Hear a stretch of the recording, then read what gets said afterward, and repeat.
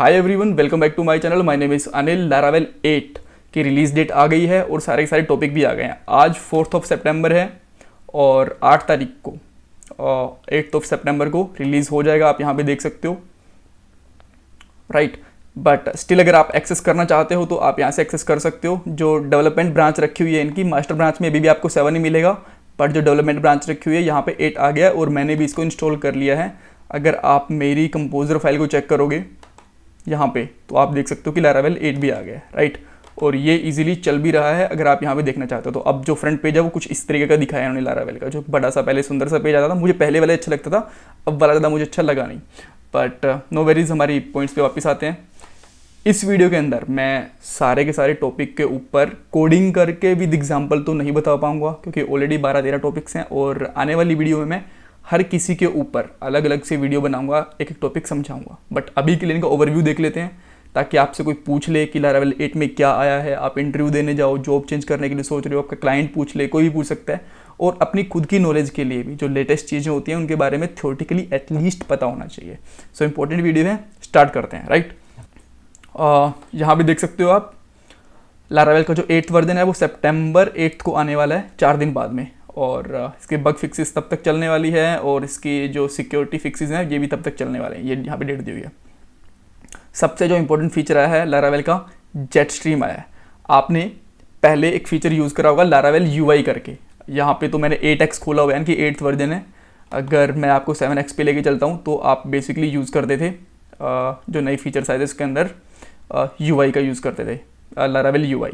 सो ये क्या करता था, जब आप फर्स्ट टाइम पे अपने रजिस्ट्रेशन लॉगिन वगैरह के लिए एक बेसिक टेम्पलेटिंग चाहते थे तो उसके लिए ये वाला पैकेज यूज़ करते थे, राइट। इसमें बूटस्ट्रैप वगैरह सब कुछ इंक्लूडेड होता था। सिमिलर तरीके से जेट स्ट्रीम भी है। इसके अंदर आप ऑलरेडी देख सकते हो कि इन्होंने सब कुछ बताया कि authentication, email verification, registration, login, ये सारी की सारी चीज़, सेशन मैनेजमेंट, ये सारी की सारी चीज़ें आपको मिल जाएंगी। आप एक कमांड चलाओ और ये सारी की सारी बेसिक चीज़ें आपको ऑलरेडी सेटअप होकर मिल जाएंगी। इसकी सारी की सारी डॉक्यूमेंटेशन आपको यहाँ मिल जाएगी जेट स्ट्रीम के ऊपर, सारी की सारी दी हुई है। इसके ऊपर मैं वीडियो बनाऊंगा, बट जैसा कि मैंने बताया कि अभी मैं इसके ऊपर कोड करके नहीं बताने वाला, राइट। बाकी सारी की सारी चीज़ें इसके अंदर हैं ही। इसके ऊपर अलग से एक नहीं, इसके ऊपर 2-3 वीडियो बन सकते हैं, काफ़ी बड़ा टॉपिक है। Then modules directory. अब क्या होता है, जब आपको ध्यान होगा लैरावेल 7 के अंदर जब आपके मॉड्यूल्स बनाते थे ना, तो आप ऐप के अंदर डायरेक्टली बाहर ही बनाते थे, यहीं पे बन जाते थे आपके मॉड्यूल। आप ज़बरदस्ती फोर्सफुली उनको किसी फोल्डर में डाल सकते थे, बट जो बाय डिफ़ॉल्ट बनते थे वो ऐप के अंदर डायरेक्टली बनते थे। तो उन्होंने क्या करा, लैरावेल ने ट्विटर के ऊपर एक पोल चलाया था कि बताओ जो डेवलपर्स हैं उनसे कि फोल्डर बनाना चाहिए कि नहीं फोल्डर बनाना चाहिए। तो बहुत ही स्ट्रांगली रिकमेंडेशन आई कि फोल्डर बना के दो मॉड्यूल्स का। तो उन्होंने एक फोल्डर बना के दिया, जो आपके मॉडल्स होंगे अब मॉडल इसके इस वाले फोल्डर के अंदर आएंगे। और जो बाय डिफ़ॉल्ट होता है आपको बाहर मिलता था पहले, यूज़र आप लैरावेल 7 अगर यूज़ करें उसमें चेक भी कर सकते हो, अभी उन्होंने अंदर डाल दिया, राइट। ये सेकेंड अपडेट थी इनकी। Then module factory classes. देखो, जब मॉड्यूल फैक्ट्री जब पहले यूज़ करते थे आप तो बेसिकली फंक्शनल यूज़ करते थे, तो इन्होंने भी क्लास बेस्ड फैक्ट्रीज बना दी हैं। आपको मैं एग्जांपल दिखाता हूँ। ये तो मैं देख चुका हूँ, इसको बंद कर दूंगा अभी के लिए, इसको भी देख चुके बंद कर दूंगा। ये जब आप 7 चेक करोगे ना तो राइटिंग फैक्ट्री इसके अंदर था, तो आप देख सकते हो यहाँ पे डिफाइन मॉडल था, उसके अंदर हम यूज़ करते थे। और इसके अंदर भी कुछ एक्सटेंड वगैरह कुछ नहीं करते थे। अब 8 के अंदर यहाँ पे आप 8 वर्जन चेक करोगे, यहाँ पे 7 था जैसा कि मैंने आपको बताया। यहाँ पे आप ये था फैक्ट्री राइटिंग के लिए फैक्ट्री जो यूज़र क्लासेस जो क्लास बेस्ड फैक्ट्रीज होती हैं उनको यूज़ कर सकते हो, राइट। तो पहले फंक्शनल बेस्ड थी, अभी इन्होंने क्लास बेस्ड कर दिया। ये इसका एक मेजर पॉइंट है इसका, राइट। देन हम थर्ड पॉइंट के ऊपर जाते हैं, माइग्रेशन स्क्यूजिंग। पिछले इसके ऊपर भी वीडियोस बनेगी हमारी, बट अभी के लिए जैसे मैं आपको बता चुका हूँ, अभी के लिए मैं वीडियो नहीं बना रहा हूँ, राइट। तो बेसिकली पहले क्या होता है, जब माइग्रेशन करते थे, अगर आपका बहुत बड़ा प्रोजेक्ट है और बहुत बड़ा डाटाबेस है उसका, तो जब आप माइग्रेशन करते थे कई बार बहुत सारी प्रॉब्लम आती थी। टाइम आउट हो जाता था कई बार, और कई बार डंपिंग तरीके से नहीं हो पाती थी। तो उन्होंने क्या करा है अभी के लिए, माइग्रेशन स्क्यूजिंग जब आप यूज़ करोगे, डंप कोई ये वाली कमांड यूज़ करोगे आप, ये दोनों कमांड्स हैं यहाँ पे, इनको आप यूज़ करोगे तो सबसे पहले जो आपका माइग्रेशन हो चुका होगा उसको एक सिंगल SQL फाइल के अंदर जनरेट कर देगा, राइट।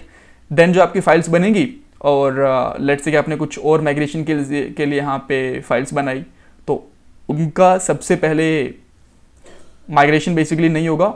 सबसे पहले जो आपकी SQL फाइल होगी, जब आप दोबारा माइग्रेशन चलाओगे तो SQL फाइल होगी, उसका माइग्रेशन होगा। और जो बाद में आपकी जो अदर डंप फाइल्स हैं उनका माइग्रेशन होगा। इससे क्या जो आपकी टाइम आउट वाली प्रॉब्लम थी या फिर और कुछ प्रॉब्लम्स थी वो रिजोल्व हो जाएंगी। मैं आपको करके दिखाऊंगा बाद में, अभी के तो हम जस्ट फीचर डिस्कस कर रहे हैं। देन ये एक जॉब बैचिंग फीचर आ गया। जॉब बैचिंग फीचर भी बेसिकली जो स्मॉल प्रोजेक्ट होते हैं उनके अंदर तो हम यूज़ ही नहीं करते हैं, और जब हमारे पास एक कोई बड़े या फिर आप मीडियम लेवल के प्रोजेक्ट भी कह सकते हो उनके अंदर बेसिकली यूज़ करते हैं। अगर कुछ आपके मैं यूजेस बताऊं इसके, जब रेडिश यूज़ करते हो तब आप जो बेंचिंग कर सकते हो, AWS से कुछ डाटा फैच वगैरह कर रहे हो तब यूज़ कर सकते हो, फिर डाटाबेस रिलेशनशिप्स वगैरह के लिए भी यूज़ कर सकते हो। इसके अंदर होगा क्या, आपको कुछ टास्क हैं, आपकी कुछ जॉब्स हैं, उनका एक बेंच बना दोगे आप, ठीक है। लेट्स से कि अपने ये 5 जॉब्स हैं, आपके लिए एक बेंच बना दिया, और कुछ जो काम होगा तो जैसे ये कंप्लीट होगा ना तो उसके बाद करना चाहते हो कि मेरी 5 जॉब जब कंप्लीट हो गई तभी मेरा कोई छठा काम हो, तब तक ना हो, क्योंकि उनके ऊपर डिपेंडेंसी हो सकता है कि इनके ऊपर कोई डिपेंडेंसी हो। देन इन्होंने 3 ब्लॉक बनाए हैं मेजरली। सबसे पहला ब्लॉक है देन। अब देन ब्लॉक कब चलेगा, आप अगर जावास्क्रिप्ट पढ़ते हो ना तो उसके अंदर भी ये पूरी की पूरी चीज़ होती है प्रॉमिस बेस, वैसा ही कुछ है। जैसे कि जैसे आपकी 5 जॉब सक्सेसफुली कंप्लीट हो गई तो आपका ये वाला कोड रन हो जाएगा, राइट। और इसमें कुछ प्रॉब्लम आ गई तो ये वाला कोड रन हो जाएगा। और कुछ ऐसी चीज़ें हैं जिसका आप केयर नहीं करते कि चाहे ये सक्सेस हो या फिर फेल्ड हो, बट हमारी जो नेक्स्ट चीज़ है वो चल जानी चाहिए। देन आप यहाँ पे रख सकते हो, जैसे वो फेल होगा या फिर सक्सेस होगा तो ये चल जाएगा। ये सक्सेस होने पे, ये फेल होने पे, या फिर फेल और सक्सेस दोनों के केस के अंदर, ठीक है। तो आप ये कह सकते हो कि जो दोनों में कोड लिखा हुआ है इसके अंदर और इसके अंदर, आप इसको इसके अंदर अकेले के अंदर भी रख सकते हो, राइट। तो ये बेसिकली बेंचिंग हो गया। देन एक बहुत इंपॉर्टेंट फीचर आया है बेसिकली, और ये जब आप कह सकते हो कि कोई साइट के ऊपर ज़बरदस्ती लोड डाल देते हैं ना, जो कह सकते हो कि आपके कॉम्पिटिटर्स वगैरह होते हैं तो रोबोट की हेल्प से कुछ लोड डाल देते हैं, तो उसको कंट्रोल करने के लिए बहुत ज़्यादा हेल्प में आने वाला है। फीचर क्या है, इम्प्रूव रेट लिमिटिंग। मान लो यहाँ पे इन्होंने एग्जाम्पल भी दिया हुआ है कि पर मिनट के अंदर आपके पास 1000 रिक्वेस्ट आ रही हैं या इससे ज़्यादा आ रही हैं, तो आप कह रहे हो कि नहीं इसकी एक लिमिट कर दो 1000 तक। जब 1000 तक की लिमिट हो जाएगी तो तब तक ये काम करेगा। जब 1000 से ज़्यादा 1 मिनट में ज़्यादा रिक्वेस्ट आएंगी ना, कोई एक्सेस करने की कोशिश करेगा तो वो उसको एक्सेस नहीं कर पाएगा। अब जैसे 1 मिनट पूरी हो जाएगी तो बाद में वो एक्सेस कर पाएगा, यानी कि 1 मिनट के अंदर 1000 रिक्वेस्ट ही ले पाएगा। एक यूज़र है कोई, वो फाइल अपलोड कर रहा है तो वो 1 मिनट के अंदर 100 फाइल्स ही अपलोड कर सकता है, उससे ज़्यादा नहीं कर सकता। आप 10 की कंडीशन लगा दो, 20 की कंडीशन लगा दो, 1000 की, जितनी मर्जी कंडीशन लगाओ। सिमिलर थिंग यहाँ पे है, राइट। और ये बेसिकली मिडलवेयर के अंदर यूज़ करेंगे, मिडलवेयर के साथ में यूज़ करेंगे, राइट। अब मेंटेनेंस मोड के अंदर पहले क्या होता था कि आपकी साइट अभी मेंटेनेंस मोड पे है, कुछ काम कर रहे हो डेटाबेस वगैरह का, तो आपकी साइट डाउन चली गई है, राइट। सो आपके जो यूज़र्स हैं वो एक्सेस नहीं कर पाएंगे। अब आप चाहते हो कि कुछ यूज़र को आप एक्सेस देना चाहते हो, तो उसके लिए ये एक डाउन सीक्रेट कोड एक रख सकते हो आप, और जो आपकी साइट है आपकी साइट नेम, और इसके ऊपर जब आप जाओगे ना तो आपकी वेबसाइट स्टिल उस बंदे को एक्सेस हो जाएगी जिसके पास ये सीक्रेट कोड होगा, राइट। सो ये उसके लिए फीचर हो गया। अब क्लोजर, डिस्पैच एंड चेनिंग। पहले क्या होता था, जो डिस्पैच होता था हमारा क्लोजर बेसिकली हम इसको कहते हैं, जो हमारा एक एडमिस फंक्शन होता है इसको हम क्लोजर कह देते हैं। जब ये यूज़ करते थे पहले हमारे पास कैच फंक्शन नहीं होता था, तो हमें इसकी कैच की फंक्शनैलिटी भी मिल गई है। अब मान लो कि इस फंक्शन में कुछ प्रॉब्लम आ जाती है, कुछ एरर आ गई, तुम्हारा यहाँ पे चल जाएगा this job has been failed, मतलब कि जो हम काम कर रहे हैं कुछ एरर मैसेज दिखाना है या कुछ भी दिखाना है तो हम यहाँ पे कर सकते हैं, right. Then dynamic blade template, ये भी एक बहुत इंपॉर्टेंट फीचर था। जब लारावेल 7 आया था तो मैं इसको मिस कर रहा था कि यार ये तो एक्चुअली में प्रॉब्लम है। होता क्या है, आपकी वेबसाइट कोई एक्सेस कर रहा है और आपकी वेबसाइट आप 2 तरीके से एक्सेस करवाना चाहते हो कि लेट्स से कि आपकी वेबसाइट बनी हुई है फॉर अडल्ट यूज़र्स, राइट, कि जो 18 एज है उससे ज़्यादा ही के एज के लोग ही एक्सेस कर सकते हैं, उससे छोटे लोग एक्सेस नहीं कर सकते हैं, राइट। या फिर 10 साल से कम लोग एज के लोग एक्सेस नहीं कर सकते हैं। तो आप उसकी एक एज का चेक लगा सकते हो, उससे एज वगैरह पूछोगे वो बताएगा। तो मान लो कि वो 18 साल या से कम का है तो आपको कोई और कंपोनेंट लोड करवाना है, और बड़ा है तो कोई और कंपोनेंट लोड करवाना है, मेल को कोई और कंपोनेंट दिखाना है, फीमेल को कोई और कंपोनेंट दिखाना है, या फिर आपको कंट्री के अकॉर्डिंग दिखाने हैं, राइट। तब आप क्या करोगे, डायनेमिक कंपोनेंट पास कर सकते हो। तो उससे क्या होगा, आप कंडीशनल कंपोनेंट बना सकते हो, राइट। तो सीरियसली ये भी एक बहुत ही अच्छा फीचर है। एंड देन जो इवेंट लिसनर्स होते हैं उनके अंदर कुछ इंप्रूवमेंट आए हैं। ये एक्चुअली कुछ नया नहीं है, इंप्रूवमेंट्स ही हैं। तो इसके अंदर 3 मेजर इंप्रूवमेंट्स आए हैं कि जो इवेंट लिसनर्स होते हैं आप एज एन क्लोजर यूज़ कर सकते हो। पहले हम एज एन क्लोजर यूज़ नहीं कर सकते थे, बट एज एन क्लोजर जो एनएडएमएस फंक्शंस होते हैं इसकी वजह से यूज़ कर सकते हो। देन उनको क्यूएबल बना सकते हो कि मान लो कि आप 10-15 हैं तो उनके क्यू बना सकते हो कि जब पहला चलेगा उसके बाद दूसरा, उसके बाद तीसरा, और कुछ टाइम डिले देना चाहते हो तो उसके अंदर टाइम डिले भी दे सकते हो, right. Then time testing helper, 2-3 चीज़ें और हैं जो हम बात कर रहे हैं। टाइम टेस्टिंग हेल्पर, जब आप टेस्टिंग करते थे, यूनिट टेस्टिंग करते थे, तब एक्चुअली क्या होता था कि हमारे पास टाइम को लेके कुछ फंक्शंस वगैरह नहीं होते थे, कुछ टाइम हमें डिले करवाना है ऐसी चीज़ों के लिए। तो अभी के लिए इन्होंने क्या करा है, कुछ टाइम हेल्पर्स डाले हैं। ये इसके कुछ आप एग्जांपल कह सकते हो कि कुछ मिली सेकंड देना है, सेकंड देना है, मिनट्स देना है, डिले कितना देना है कितना नहीं, तो यहाँ पे आप ये कुछ डिलेज दे सकते हो, राइट। आर्टिशन वाला फीचर, इसको सीरियसली मैं बहुत मिस करता हूँ। आपको मैं बताता हूँ, जब आप लोग ने फर्स्ट टाइम लारावेल के अंदर डेटाबेस कनेक्ट करा होगा तो आपने जो .env इन्वायरमेंट फाइल होते थे इसके अंदर कुछ लिखा होगा, डेटाबेस का नाम एंड पासवर्ड और लिखा होगा, और आपने एक्सेस करा होगा तो एक्सेस नहीं हुआ होगा। बाद में आपको ध्यान आया कि मुझे जो मेरा PHP आर्टिसन वाला सर्वर है इसको रिस्टार्ट करना पड़ेगा।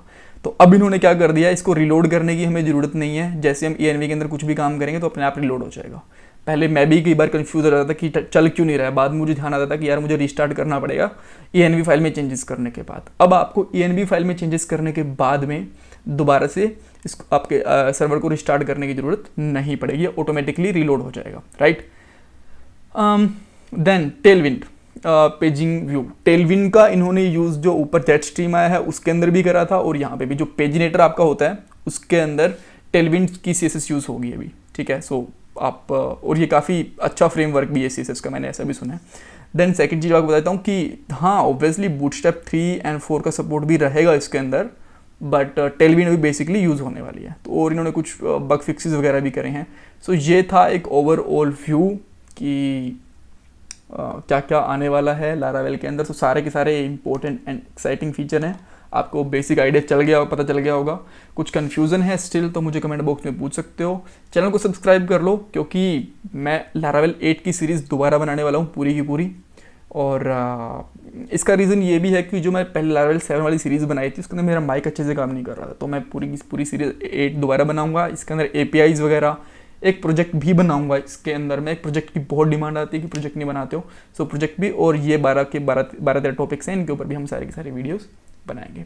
सो आप कह सकते हो अराउंड लारावेल के ऊपर हमारी 100 वीडियोज़ की एक प्लेलिस्ट बनने वाली है पूरी, और जो आपको प्रोफेशनल बना सकती है लारावेल के अंदर। Thanks for watching this video, bye bye, take care.